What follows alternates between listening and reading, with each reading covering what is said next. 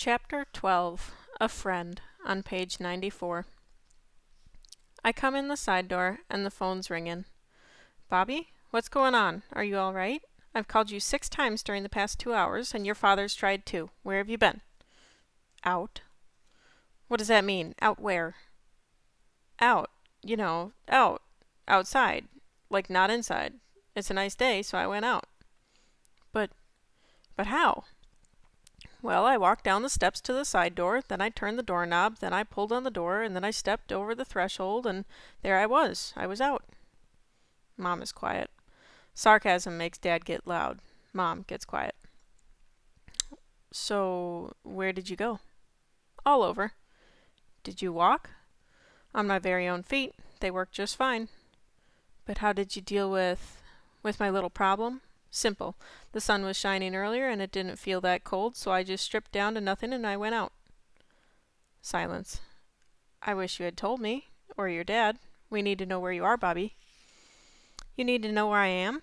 Because you don't think I'm a responsible person? Well, I am. I know how to take care of myself. I'm actually pretty good at it. Silence again, plus a sniffle. I should be home tomorrow, Bobby, probably about noon. They've decided my nose won't need surgery, so that's good, I guess. Not that my nose has ever been some grand thing to be admired. Mom wants to have a conversation, but I don't. So you'll be home around noon? Yes. Then I'll see you when you get here. Good. Okay. Well, I got kinda cold outside, and I just got back, and I need a bath now, so I'll see you tomorrow. All right, Bobby. Have a good night, and call if you need to talk to someone. Bobby, your dad and I love you very much. We do. Yep. Goodbye, Bobby. Bye. As I hang up, I know I should have been nicer. I know she's just trying to be a good mom, but that's not what I need right now. It's later, after a great bath, after some microwave lasagna and 2 root beers, after I've played my trumpet until my lips hurt, after I've watched the last half of the Terminator on cable. The phone rings. It's right next to me on the couch, but I let it ring. Mom, maybe Dad. I don't want to talk to either of them. I grab the handset just before the answering machine kicks in. Yeah? A pause. About 3 seconds of silence. Yeah? Is that how you answer the phone? It's Alicia. Oh, well, no. I mean, no one calls except my mom and dad. I'm pretty tired of talking to them. She says, then I'll try again. And she hangs up. 15 seconds later, the phone rings, and I'm ready. Good evening. This is the Phillips residence. Bobby speaking. She giggles. Much better. Dignified, yet not too stuffy.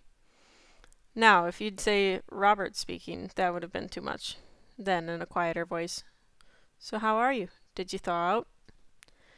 Yeah, completely. I love our hot water heater. It's one of the greatest inventions. Could be. There's a smile in her voice. But I think the toilet ranks higher. I'm nodding. Right. Plumbing in general. Very good ideas. So how are you? I'm bored. My ears are worn out. You can only listen to so many audiobooks before everything starts to sound like mush. Then I don't know what to say. I haven't had much practice talking to girls. Not this week. Not ever, really. But I ask, so how bad did I scare you today? Because that's something I want to know. Like, how big a freak am I, really? Alicia's quiet for a few seconds. It's all I've been thinking about. I mean, about no one being able to see you. And I still don't know if I totally believe it's true, but it has to be. That guy didn't see you, and I know you were there. I waved your arm right in his face, and he didn't see a thing. She asks me about when I bumped into her on Tuesday, like what I was doing and how I got to the library. And I tell her about my first trip out, and about the 2 men in the 5th-floor bathroom, and then about the accident and me going to the hospital. When I tell her about Tube Lady in the bed next to my mom's, she starts laughing and tells me I'm making it up. She laughs so hard that she makes those funny little snorts when she tries to breathe in. Then she stops laughing, and she says, I think you're so brave, Bobby. Really. Like, to go out and visit your mom?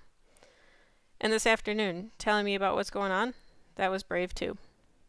I can see the look on her face when she says that, and I can feel myself blushing. Nah, you just got me mad, that's all. You were calling me a pervert, remember? And I didn't want you to think that. Another dead end, both of us feeling awkward. Or maybe it's just me, blushing my patented invisible blush. She breaks the vacuum with a question. So will you come to the library tomorrow? I said I'd try, remember? Yeah, but how hard are you going to try?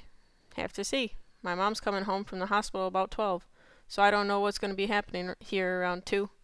Could be all hell breaking loose, but I'll try to come. I really will. So it's a definite maybe. Yep. Okay. Bye, Bobby. Bye. Oh, Alicia? Yes? Thanks for calling. You're welcome. Bye. I'm sitting on the couch next to an empty lasagna tin and 2 root beer bottles, but I'm a million miles away, or maybe only about 10 blocks away. I can see what Alicia's face looks like, and I can see her smile, and then the phone rings. Another courtesy test. I grab it on the first ring and say, "Good evening, Miss Van Dorn. You've reached the Phillips residence again. Bobby?" "Dad! Hey! Hi, Dad. How's it going?" I try to sound cheerful, but I didn't want it to be Dad, because talking to Dad snaps my missing body back into focus, and for a few minutes I'd forgotten all that. "Miss Van Dorn," Dad says. "Who's Miss Van Dorn?" "Someone you don't know, Dad. A friend of mine." I talk to Dad for about 5 minutes, but I'm not thinking about what he's saying. I'm thinking about what I just said about Alicia, about how she's a friend, and about how it's true. Because already, that's what Alicia is. She's a friend.